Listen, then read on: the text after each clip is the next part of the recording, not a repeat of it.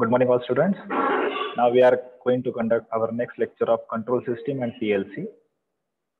In last lecture, we have studied the programming of ladder diagram in software WinPro ladder. We have done programming of 1:4 mux, then the Boolean expression. Okay, so till then we have completed our most of the syllabus of programming. Now it's time to learn about timers and counters. So we'll study about timers and counter programming. Let me brush up first of all what is timer, what is counter. So timer is a device, or a timer is a component of programming which is used to which is used to produce the delay. Okay, so that delay is in terms of maybe milliseconds, second, etc. Correct.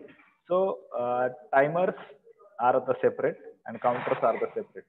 In Allen Bradley, the on timer and off timer, both timers are there. Okay, so on timer and off timer, two timers are there. When we have to on something, we have to turn on indicators, motors, etc. Then we are using the on delay timer. Means before turning on, when we have to produce delay, we are using on delay timer. And before turning off something, when we have to produce delay, we are using the off delay timer. Means some condition has become true, and when this condition become true, and before giving to before turning on something, turning off something, we are using the off delay timer. Again, retentive, not retentive, two types of timers are there. Retentive means when the power supply is lost, still its values are retained by the accumulator, that is retentive timer. And the non-retentive timer means when the values are not retained by the uh, accumulator, that is non-retentive timer. And similarly, the counters are also there. So counters count the value from 0 to the maximum value of the counter. Counter and timer both are of 16-bit. They can count 16-bit value. So counters can count the values from ranging from 0 to whatever last value you are given. So again, C up, C down. Two types of counters are there: up counter and down counter. When the pulse is received, the value of accumulator increments by 1, then it is the up counter. When the value of accumulator decreases by 1, that is a down counter. So in this way, the up counter and down counter can be used. Now, what we are doing, we have to program today one statement. Let me read the statement. A coal handling plant is there. Coal handling plant is there, which has three conveyors. Conveyor number 1, conveyor number 2, conveyor 3. Three conveyors are there. Okay, means conveyor number 1 is there, which feeds the coal from crusher. कोळसा जो सुरुवातीला येतो तो मोठ्या मोठ्या form मध्ये येतो, तो कोळसा त्याला आपण क्रशर मध्ये काढून फाईन पावडर मध्ये कन्वर्ट करतो. Okay, so conveyor belt 1 will carry the fine powder of coal from crusher to the conveyor number 2. Okay, means they have the series of conveyor.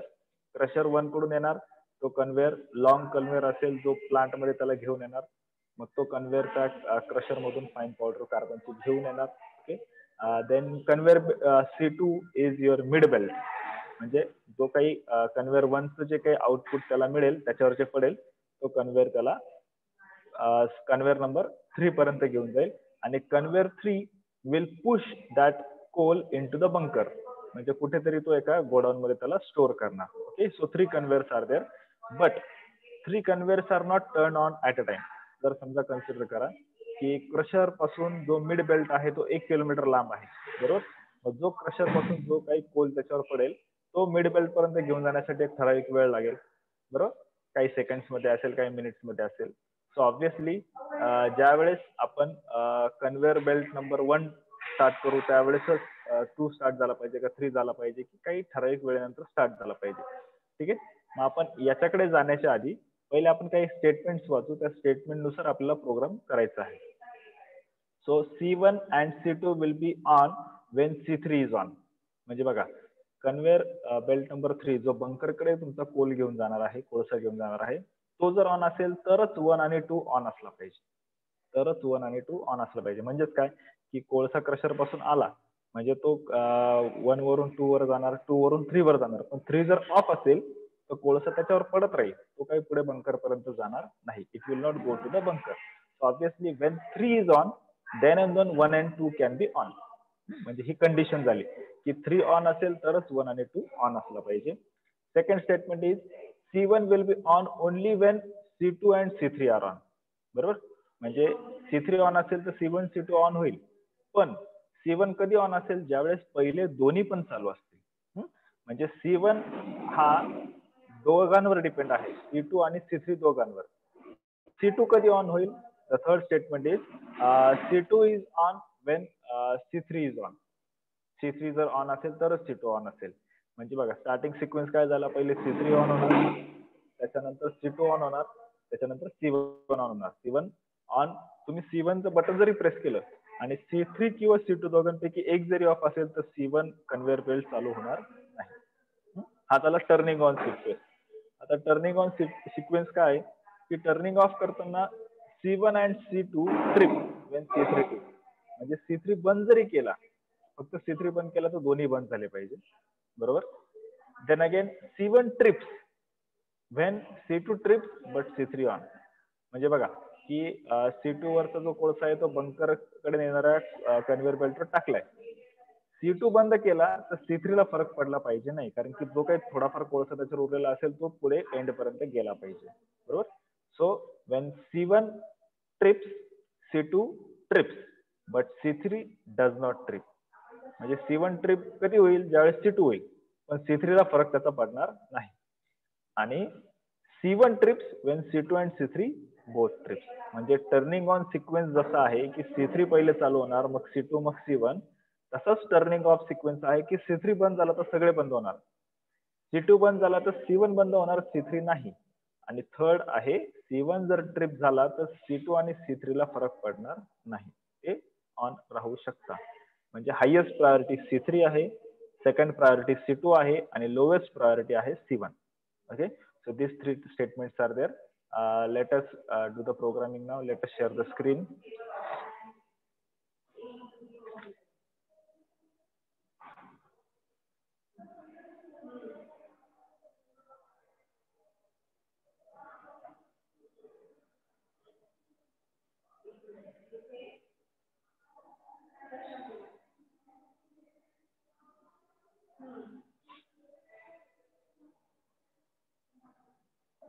So this is our WinProLadder software. Click on new project, give the name to the project, coal bunker, FPS -20 MA.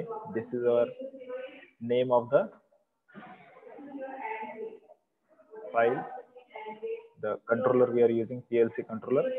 So this is our main thing. Okay, now see what we are doing. We know that conveyor belt runs on a motor and motor runs on a push button. We are having stator, जो काय आपलं starter असतं, starter मध्ये push button असतं, push button press केलं की motor start होते, बरोबर. आपण प्रत्येक कन्व्हेयर बेल्टला स्टार्ट करण्यासाठी एक एक पुश बटन घेऊन, बरोबर. मोटर कन्व्हेयर बेल्ट 1 स्टार्ट करण्यासाठी पुश बटन 1 नाव देऊ आपण, कन्व्हेयर बेल्ट 2 स्टार्ट करण्यासाठी पुश बटन 2 स्टार्ट नाव देऊ त्याला, कन्व्हेयर बेल्ट 3 स्टार्ट करण्यासाठी पुश बटन 3. आता प्रत्येक पुश बटन प्रेस केलं की ती मोटर स्टार्ट व्हायला पाहिजे, ही आपण बेसिक रिक्वायरमेंट ठेवू. नंतर कंडिशन काय द्यायच्या ते आपण बघणार आहे. फक्त आता लक्षात काय ठेवायचं तुम्हाला, की कन्व्हेयर बेल्ट, प्रत्येक कन्व्हेयर बेल्ट स्टार्ट करण्यासाठी एक पुश बटन. ओके, आपले इनपुट्स आहे X, Y आहे आपले आउटपुट. ओके, मग आता ऑब्विसली हे असणार तुमचे एनो कनेक्शन, कारण की बटन प्रेस केल्यावर ऑन झाला पाहिजे, so it is NO connection. So X0 आपलं पहिलं घेऊया आणि त्याला कमेंट ऍड करू, conveyor belt 1 on, conveyor belt 1.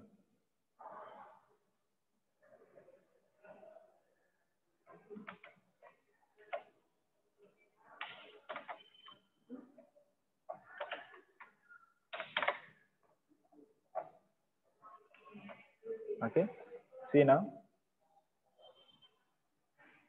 when we take cursor on it, PP1, push button 1, conveyor belt 1 on. Okay, onto this we have to turn on the conveyor belt number 1. So what we'll do, we'll write here Y0, let's say suppose y1 conveyor belt motor.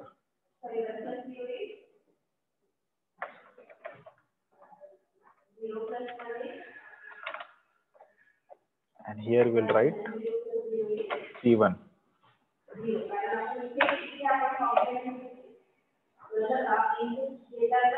For sake of simplicity, instead of 0, we are writing 1, 1. Okay? Because conveyor belt 1, button 1, x1, y1. Simplified. Huh? Now, what we'll do, we'll leave some space here. Immediately, इथे आपण नाही करणार. इथे जर immediately केलं तर जवळ जवळ येतं ते. Correct? It is somewhat closer. So what we'll do? We will insert it here. X2, PB2, conveyor belt 2 on.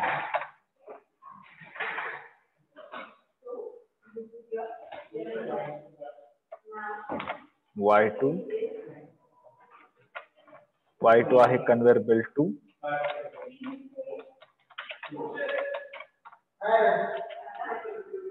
कळतंय तुम्हाला काय सांगतोय ते? प्रत्येकाला कळतंय का? Yes sir. नीट चेक करा. इथे आपण बघतोय की प्रोग्राम साठी आपण काय काय रिलेज यूज करतोय. So we are using NO. So it is PB3 for conveyor belt number 3. Conveyor belt 3 on.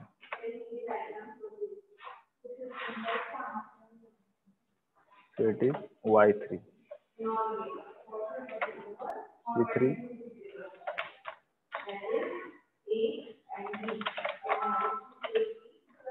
Conveyor belt 3. So see, when we take cursor, all the information is displayed. Okay. म्हणजे आपल्याला कळते की हे काय आहे. आता एक लक्षात घ्या. स्टार्टर मध्ये काय असतं? स्टार्टर मध्ये बटन प्रेस केलं की काही लेवर्स असतात, ते अप डाऊन होतात, त्याच्यामुळे बटन सोडलं जरी तरी पण कॉन्टॅक्ट परमनंट राहतो. पण प्रोग्राम मध्ये तसं होत नाही. प्रोग्राम मध्ये जोपर्यंत बटन प्रेस आहे तोपर्यंतच तुम्हाला आउटपुटला करंट जाईल. आपल्याला कंटिन्युअस करंट जाऊ देण्यासाठी if you release the button, still it's current should not break. For that purpose what we have to do, we have to insert one more extra relay here, NO relay. NO relay, that is NO relay, and that is nothing but the Y1. See, Y1 टाकला इथे. आता तुम्ही म्हणाल Y1 का? इथे Y2, इथे Y3. Then we'll vertically place it over here.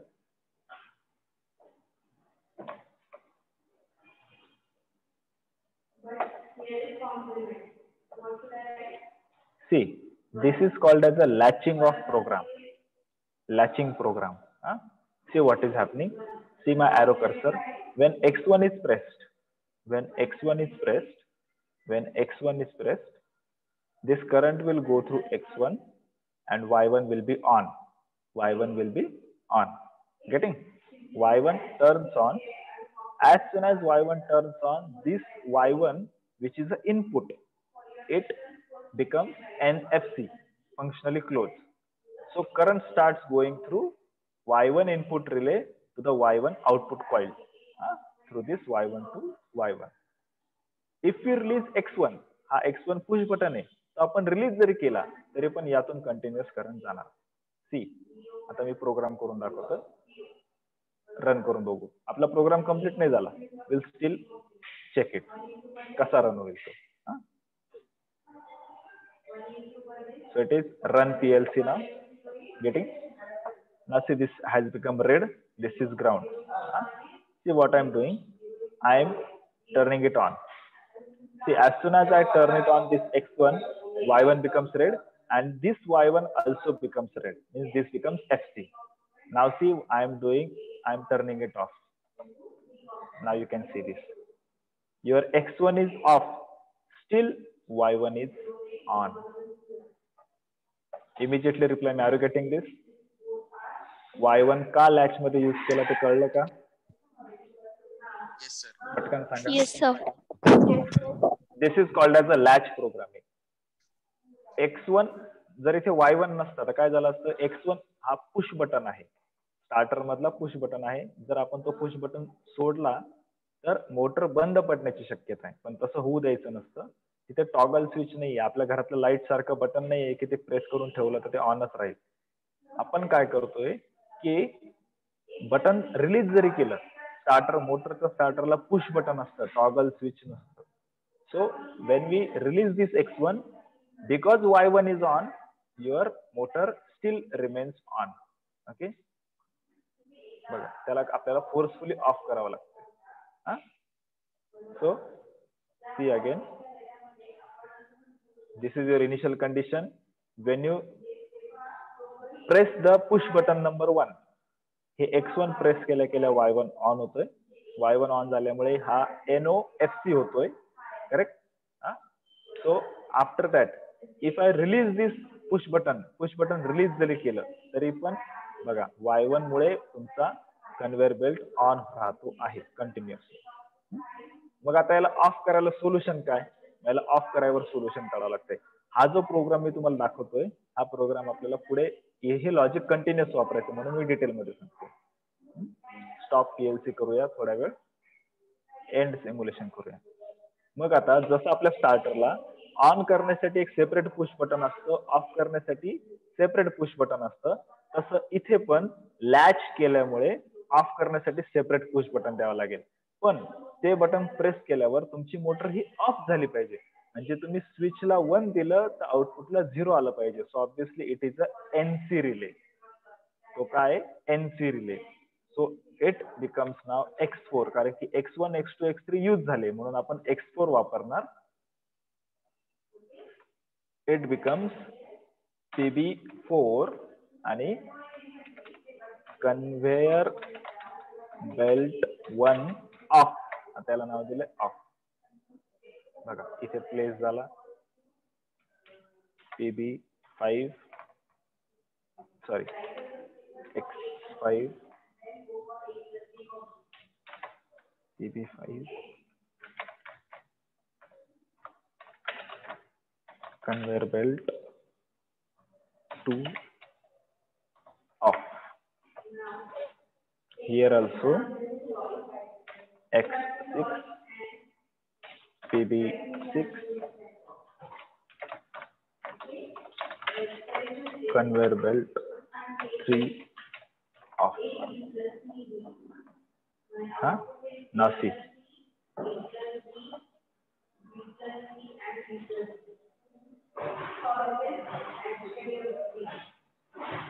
Again simulation, again run PLC, and it was initially off.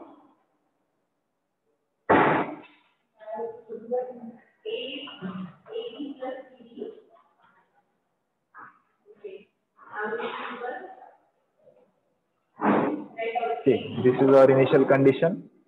As this X4, X5, X6 all are here NC, so they are red, and these all are NO, so these are non-red. म्हणजे हे on आहेत, हे of आहेत. बघा ज्यावेळेस मी X1 press करतो, X1 हे push button press केलंय, बघा X4 ऑन असल्यामुळे X1 मधून करंट गेल्या गेल्या तुमचं मोटर चालू झाल्यामुळे Y1 हा इनपुट रिले तुमचा लॅच झाला. As this has latch, current starts flowing through Y1. मग आता मी X1 हे पुश बटन रिलीज जरी केलं तरी पण तुमची मोटर स्टार्टच आहे. इनिशियल कंडिशन जे आपण मागच्या वेळेस पण पाहिलं, म्हणजे X4 ऍड केल्यामुळे आतापर्यंत तरी आपल्याला कुठलाही फरक पडलेला नाही. टर्निंग ऑन प्रोसेसला, मोटरच्या टर्न ऑन प्रोसेसला फरक पडलेला नाही. आता बघा मोटर तुमची लॅच झाली, आता ती इन्फायनाइट टाइम साठी रन होत राहील बटन रिलीज केले तरी. आता मला त्याला ऑफ करायचंय म्हणून मी इथे NC रिले टाकला.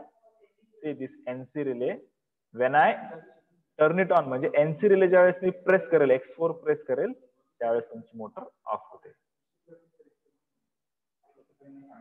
बरं नंतर तो बटन रिलीज जरी केला मी, एनसी बटन रिलीज केला तरी पण तुमची मोटर ऑफच आहे. म्हणजे कनेक्शन ब्रेक करण्यासाठी आपण तिला यूज केलं त्या X4 ला. Similarly X5, X6. Okay, any doubt here? Any doubt here? No sir. Okay, आता आपली मोटर ऑन आणि ऑफ करण्यासाठी काय काय यूज करायचे ते आपल्याला समजलंय, बरोबर? मोटर ऑन आणि ऑफ करण्यासाठी आपल्याला काय काय यूज करायचे ते समजलंय. आता पुढे आपला स्टेटमेंट मी परत वाचतो. C1 ऑन कधी होईल? ज्यावेळेस C3 ऑन असेल. C1 ऑन कधी होईल? ज्यावेळेस C2 ऑन असेल. म्हणजे C1 हा ऑन होईल जेव्हा फक्त तुमचा C2 आणि C3 हे दोन्ही ऑन असतील. तर C2 कधी ऑन होईल? ज्यावेळेस C3 ऑन असेल. म्हणजे सगळ्यात पहिले कुठला स्टार्ट झाला पाहिजे? C3 स्टार्ट झाला पाहिजे. ओके, C3 ऑन झाला पाहिजे, बरोबर? C3 सगळ्यात पहिले ऑन झाला पाहिजे. C3 ऑन झाल्यानंतर मग तुमचा C2 आणि C1 ऑन झाला पाहिजे. म्हणजे starting sequence C3, C2, C1. Okay, नंतर ऑफ करताना पहिले C3 ऑन होईल. C3 ऑफ झाला की दोन्ही ऑफ होतील, C1 आणि C2. तर समजा C3 ऑफ नाही केला, C2 केला फक्त. C2 ऑफ केला तर C3 ऑनच राहणार. C1 हा तुमचा ऑफ होऊन जाईल. म्हणजे C1 हा C2 आणि C3 दोघांवर डिपेंड आहे. आणि फक्त C1 ऑफ केला तर C2 आणि C3 ला फरक पडणार नाही. ओके, आता त्याच्यासाठी काय करायचंय की ही जी मोटर आहे C2 आणि C3, जसा इथे हा Y1 स्वतःला टर्न ऑन करण्यासाठी यूज केलाय लॅचिंग मध्ये, सिमिलरली याचं आउटपुट आपल्याला याच्या इनपुटला यूज करायचंय. कन्व्हेयर बेल्ट 3 आणि 2 चं आउटपुट Y1 ला यूज करायचंय, बरोबर? So what we are doing, we are entering here Y3. Sorry, आता मला पहिले स्टॉप PLC करावं लागेल कारण की ऑनलाईन एडिट होणार नाही. ओके, ऑफ झालंय. So this is your Y2, this is your Y3. आता हे दोन इथे टाकल्यामुळे हा Y1, Y2 आणि Y3 वर डिपेंडंट झालाय. पण Y2 हा Y3 वर डिपेंड आहे, म्हणून इथे पण मला Y3 टाकावं लागेल. हा कशावरच डिपेंड नाही. कन्व्हेयर बेल्ट 3 कशावरच डिपेंड नाही. सो तिथे काहीही येणार नाही. So this our programming is completed now for this statement. बघा, स्टेटमेंट काय होतं, 3 कन्व्हेयर बेल्ट आहे कोल प्लांट मध्ये, कोल हँडलिंग प्लांट मध्ये. क्रशर पासून बंकर पर्यंत आपल्याला कोल घेऊन जायचं आहे. सगळ्यात पहिले कोल पडणार कन्व्हेयर बेल्ट 1 वर, जाणार मिड बेल्ट वर कन्व्हेयर 2 वर, आणि शेवटचा बंकर कन्व्हेयर वर कन्व्हेयर 3 वर, बरोबर? सो सी आपले स्टेटमेंट्स काय होते, C1 कधी ऑन होईल? ज्यावेळेस C2 आणि C3 ऑन होईल. C2 कधी ऑन होईल? ज्यावेळेस फक्त C3 ऑन होईल.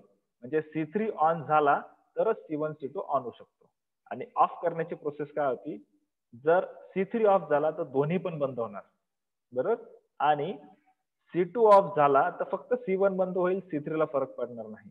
आणि C1 बंद झाला तर C1, C2 आणि C3 ला फरक पडणार नाही. मग म्हणजे बघा, आता सुरुवातीला बघा, आपण परत प्रोग्रामिंग स्टार्ट करणार, सिम्युलेशन स्टार्ट करतोय. बघा, ही इनिशियल कंडिशन आहे. बघा, आता मी काय करेल, सुरुवातीला क्रशरचा कन्व्हेयर बेल्ट 1 ऑन करून बघतो. बघा, मी याला ऑन केलंय. झाला का आपला Y1 स्टार्ट झाला का? पहिलं पुश बटन प्रेस केलं, Y1 स्टार्ट झाला का? नाही. नाही झाला, कारण की तो कशावर डिपेंड आहे? कन्व्हेयर 2 आणि कन्व्हेयर 3 वर. कन्व्हेयर 2 वर डिपेंड आहे, त्याच्यामुळे तो चालू झाला नाही. मग आपण काय करून बघू आता, सुरुवातीला पहिले कन्व्हेयर 2 पण ऑन करून बघू. बघा, झाला का चालू? कन्व्हेयर 2 पण ऑन केला, पण Y1, Y2 चालू झाले का? नाही झाले, because Y3 is of, conveyor belt 3 is of, conveyor belt 3 is of. आता बघा, मी काय करतो, या दोघांना परत ऑफ करून टाकतो. सगळ्यात पहिले आपल्याला बंकरचा चालू करायचा, कन्व्हेयर बेल्ट 3. बघा, बंकर चालू केलंय, सगळ्यात पहिले बंकर 3 चालू होणार. आता बंकर 3 चालू केला, पण आता मी आता कन्व्हेयर 1 चालू करून बघतो, तरी पण नाही झाला. का? कारण की हा Y2 बंद आहे, त्याच्यामुळे हा पण NO आहे अजून. ज्यावेळेस मी कन्व्हेयर बेल्ट मिड बेल्ट चालू करेल त्यावेळेस सगळे ऑन झाले. म्हणजे स्टार्टिंग सिक्वेन्स बघा काय झाला. Y3 कधी चालू होईल? ज्यावेळेस C1 कधी चालू होईल? C2 आणि C3 ऑन असतील त्यावेळेस. त्याच्यानंतर C2 कधी चालू होईल? ज्यावेळेस C3 चालू असेल. C1 चा काही संबंध नाही. बघा आपण इथे हा जर आपण बंद जरी केला,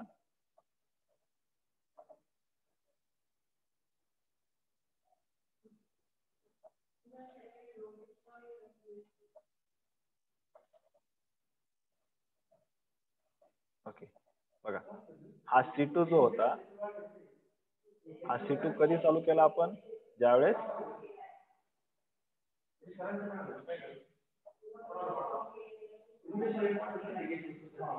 सिरीज पहिले Y3 चालू आहे.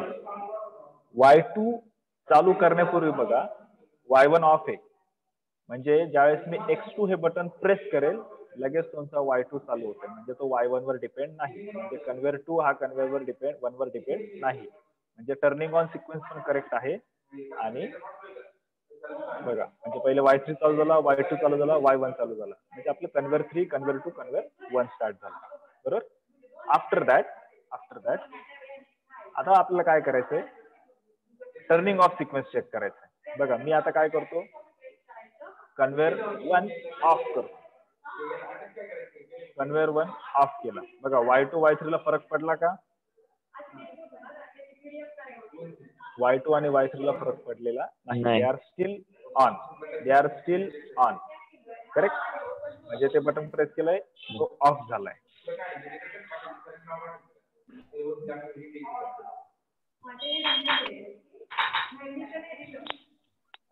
सी आता ज्यावेळेस मी तुमचा 1 बंद करतो, सॉरी 3 कन्व्हेयर बेल्ट 3 बंद करेल. बघा पुश बटन 6 प्रेस केलं की तो त्याला ऑफ करणार आहे. कन्व्हेयर 3 बंद केलं की सगळे ऑटोमॅटिक बंद होऊन जातात एकाच बटनने. By using single button 1, 2, 3 all 3 are turned off. Okay, so this is the programming for our statement. Okay, so you have to note this statement. Okay, statement note करा आणि हा प्रोग्राम नोट डाउन करा. So it is very simple. Okay, की Y3 turn on झाला तरच Y2 होईल, Y2 Y3 दोन्ही झाले तरच Y1 होईल. आणि ऑफ करताना फक्त Y1 केला तर दोघांना फरक पडणार नाही. Y2 केला तर Y1 बंद होईल पण Y3 ला फरक पडणार नाही. आणि Y3 बंद केला तर दोघं पण आधीचे बंद होतील. आपला कोल हँडलिंग प्लांट बघा, कोल हँडलिंग प्लांट किती मोठा आहे पण प्रोग्राम किती सिंपल आहे. 3 रन्स मध्ये कम्प्लीट झाला. 3 हॉरिझॉन्टल लाईन्स मध्ये प्रोग्राम कम्प्लीट झाला. हे बघा आता इथे हे जे 2 रिले यूज केले इथे आणि इथे एक सिंगल रिले यूज केलाय. ह्या 3 बटन्स मुळे ही प्रोग्रामिंग पॉसिबल झाली. याला म्हणतात interdependency. You are using single output to control another output. ठीक आहे. तर अशा पद्धतीने हे वर्क करतं. Okay, is there any doubt? Is there any doubt in this program? No sir. हो सर. कोणता रिले एनओ का यूज केला, एनसी का यूज केला हे लक्षात घ्या. ज्यावेळेस बटन प्रेस केल्यावर तुम्हाला ऑन करायचं असेल एनओ यूज करा. बटन प्रेस केल्यावर ऑफ करायचं असेल एनसी यूज करा. म्हणून बंद करण्याचं जे मोटरचं बटन आहे त्याच्यासाठी एनसी केला आणि बटन प्रेस केल्यावर मोटर चालू झाले पाहिजे याच्यासाठी एनओ यूज केला. हा, so this is our program for this particular statement. Okay, very simple. And I will share this to you on your website also. So go through that. हा programme तुम्हाला मिळणार आहे. ओके, हवा तर तुम्ही screenshot काढून घ्या. Okay, so we are going to see similar program in the lecture again, but note down this program.